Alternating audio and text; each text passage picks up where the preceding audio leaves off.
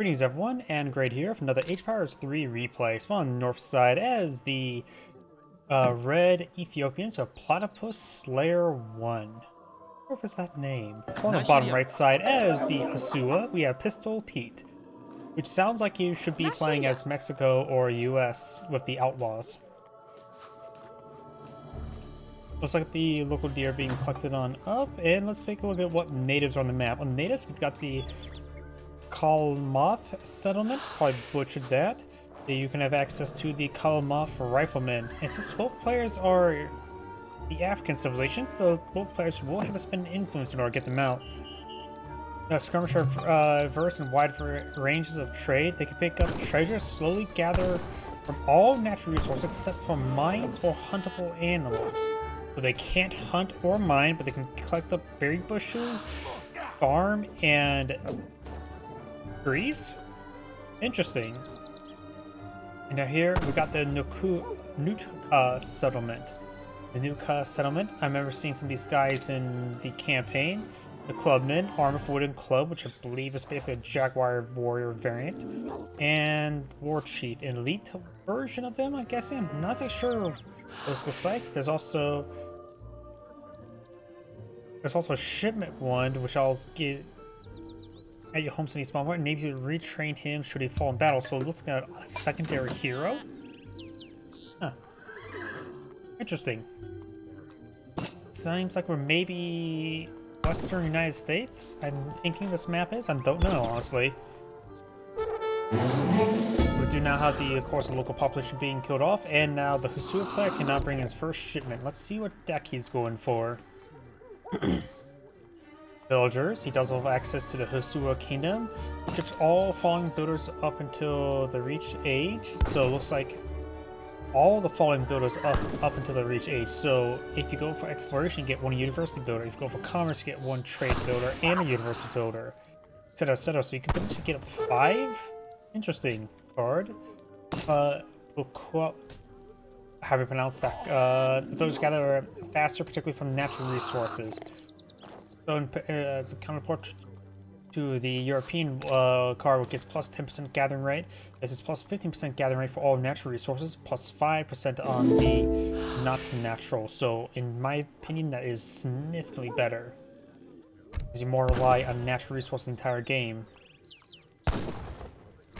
We do also have the wood, gold, Fulani archers, raiders. Photo tactics increases Fulani archers' range and siege damage. Palace of Amia, place just 1 palace wagon and 300 influence. Spice trade, ships a number of Akin Akovos, musketeers, enable to be traded from war camps. And Sudanese allies, toss knights in range, inflict melee damage, attacks faster at close range.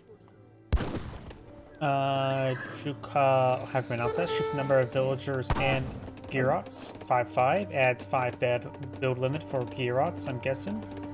Gold token and influence, Fulani archers, Levit knights, counter cavalry tactics, increases javelin raiders, increase more hit points, inflict greater damage against cavalry or heavy cavalry from range, so make their dragoons better.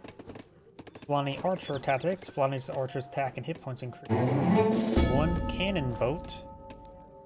And 15 Sudanese dervishes in 1 castle. Or cattle, not castle. Large amount of influence, infinite influence. Parade with the knights and raiders ride faster and attacks now inflict trample, especially in trample mode. And cola nut cultivation fields gather also provide a fraction of income as wood, so enables a slight bit of wood. Not bad. The Ethiopian stack. If I get the button properly. We got 2 villagers, 1 Abon, Tabat.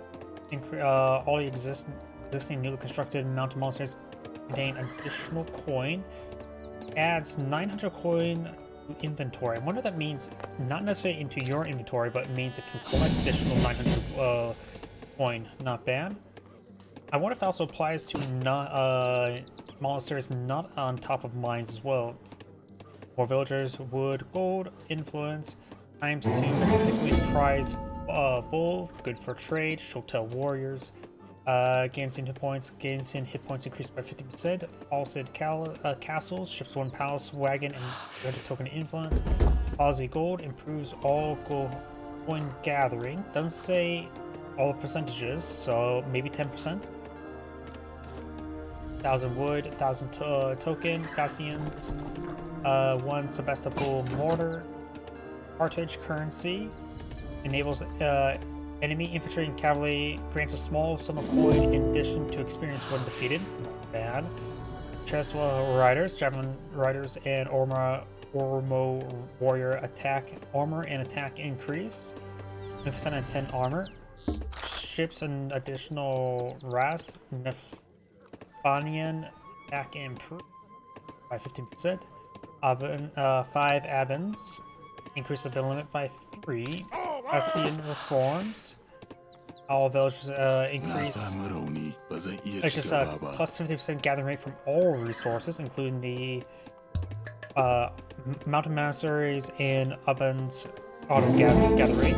British firearms. Ships Harcourtbusir mercenaries improve their range damage of all Ethiopian infantry and cavalry units equipped with firearms. We get mercenaries and a general 5% bonus. Tribute elites. Ethiopian range infantry and attack hit points increased by 15 to 15. Ignatian spirituality. All units gain slightly more hit points and heal even whilst in combat as well. 5 hit points and a bit of health regen. Natural effect of it is native treaties. Get a shipment from each different allied tribe. Wait, but that's usually an H2 card.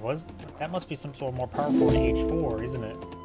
Root of Africa, improve all gathering rate by 25%, including farms. That's the basic deck layout. You have a number of Akin nobles in the field, so you may have gone for that card.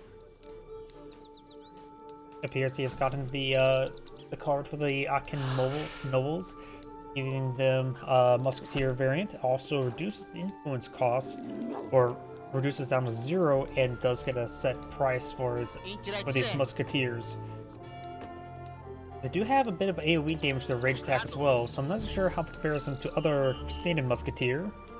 I think they seem about similar, bar the AoE attack. You now have red advancing order for a good number of these javelin throwers. They are basically a musketeer variant themselves. They do have more damage, but a lot less health than these musketeers. They have 13 range. These guys have 12 range. He also has a number of crossbows, which of course does bit bonus damage, which is heavy, which these guys should be classified as heavy infantry. Yep. So Redstone and Patrol of a sizable army. He does not have that native. He is designed for another trade post here. Immortal Fast Explorer, cause DE. That's the name of that explorer. Blue's explorer is named Garuda Abasama, which sounds like a standard name. Hasua can go for another shipment. Ethiopian's not going for current shipment, but he is going for stagecoach since he has a pretty sizable number of trade posts. And currently his universities are collecting up influence. The Ethiopian is eyeing for mostly coin and some influence.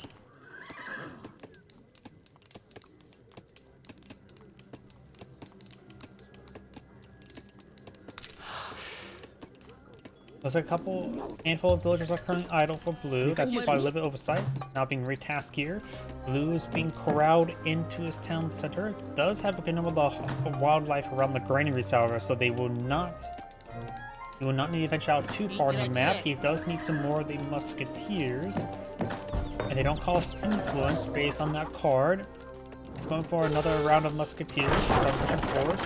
We get built at the palace here. The palace right now is, even though it fires a cannon, it just assumes it fires a rifle with a bit of AoE damage. Assume it's one of these guys mounted up there. So you don't really have to really fear the spiral too much. It's only 30 damage, same as the outpost.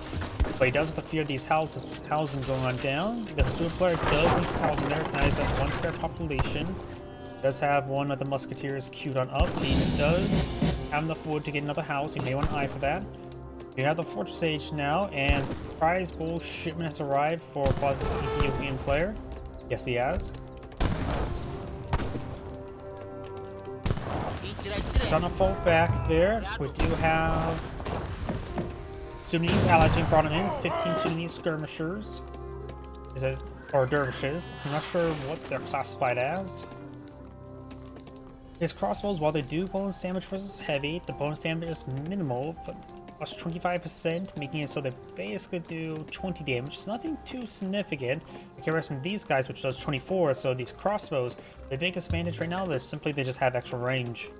And if they sit behind the javelin throwers, a lot easier at 13 range as opposed to 16 range.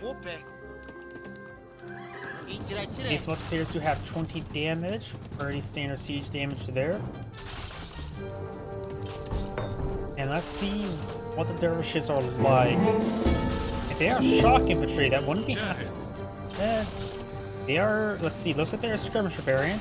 Awesome knives, so I guess they're classified as archaic. They're not classified as archaic, but they are considered light infantry, and they do times 3 damage versus heavy, so they will do bonus damage versus these guys, which are classified as heavy as well. So the dervishes are a good item versus these javelin throwers. And if he's able to go for, oh, they're right now they're elite. They may get automatic age upgrades. I'm not sure how this unit exactly works. But if there's a unit that doesn't have to worry about being upgraded, that can be very handy in pacing. Red's now advancing back on forward. This outpost has been built by blue. Got an army of 34 here. Red has an army of 53, both of them in Fortress Age. He has a good number of crossbows. He does have some ice warriors, which are a heavy infantry as well. Let's see if we can't find one of them. There's not one.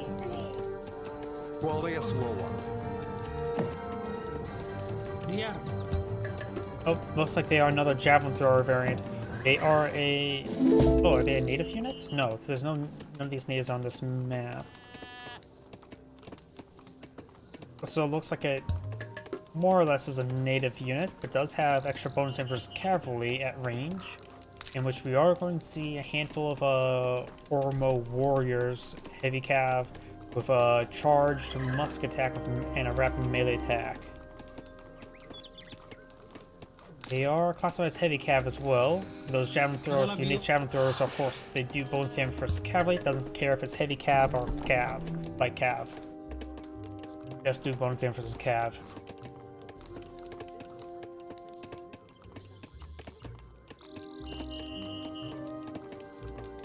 Prepare. 57 units here. We got Sebastopol mortar now being employed in the field. It does have a decent attack versus infantry. Doesn't do any bonus damage versus infantry, but 300 base damage is significant. Does not do bonus. Does have 50% less damage versus shock infantry and cavalry. Now we've got a pair of falconets deployed in the field. The range of this thing is 28, same range as falconets, if I remember correctly. Good volley there from the falconets. This formation is very tightly bunched, which is also good for the Akin riflemen. One falconet has gone down to the cavalry, the Ethiopian cavalry. Does need to focus on the other cavalry as well. These guys do have, they're basically a Hussar variant. Crossbows still engaging. These dervishes do less damage to infantry, so against these crossbows, they do less damage to them. The musketeers being finished off. The Sebastopol taking a lot of abuse here. It looks like Blue's force does get disintegrated. The Sebastopol mortar does take quite a bit of abuse there. He does get some reinforced cavalry pushing on forward. They do have 400 health, which is quite significant. Sebastopol mortar finds a shot there. Does get 400 damage versus makes it 600 damage per against buildings, so he's putting some big holes in that castle. And remember, this is where he deploys out his musketeers. So losing this will destroy quite a bit of production. He does have another castle somewhere. Or maybe just... Nope, it's getting from the war camp, never mind. Still, and he does need a production. Oh, and there goes one of his production lines. Or, nope, they're both being deployed at the war camp. I thought they were deployed at the castle. I was mistaken. My apologies. Mosque is receiving quite a bit of fire. Now it does get a round of the Lifted Knights, which is another Hasua variant. Offer good damage. And they do have a pretty good attack speed. These guys actually have a even faster attack speed as well. Trying to overrun the successful mortars. Musketeers advance forward. Oh, yes, also got the coin on kill now. We got more of the... More musketeers just got put out there. Of course, these guys can do bonus damage in melee against cavalry, but they're not currently fighting against melee. You guys getting some good triple coin from these musketeers. We got 26 musketeers versus a force of 36. We know our crossbows to engage them. Crossbows, though, they will do 20 damage per shot. Nope, he does have, of course, the Age 3 upgrade for them. Right now they're 19 damage with a, so we'll just assume it's plus 5 damage, so 24 damage per shot. Maybe 23. Of course, these guys do have the same damage as well in return. These guys do have more range and less health. So treat them as a skirmisher with comparable stats at the moment. But also probably much cheaper at being... Oh, they're even cheaper than red crossbows. Red crossbows are like 40-40. These things are 30-30, so... They are half the price of those musketeers, who are like... 60 versus 115. Red's now eyeing for 4 town center now. Maybe eyeing for some of these local deer. Got a large number of forest puppers still live on this map. And most of the deer over here have been claimed. Blue's now pushing forward with a handful of villagers. Red's falling back with a handful of villagers. And there's a large number of exposed villagers here. 22 could go down. That's going to be a big loss. Red, his musketeers are too far away. Good number of villagers are going down. Cavalry took a bit of fire there. We do have some Fulani archers here, which of course is another arcane archer with good range. The damage output is quite bad, but they have 1.5 attack speed as opposed to 3 of the crossbows that do have good rate of fire. We got some cavalry push on in. Of course, these musketeers do get bonus damage in melee against them. More of the Abakus here. These are the Dragoon variant. But they have 80 damage? Jeez Louise. They cost influence.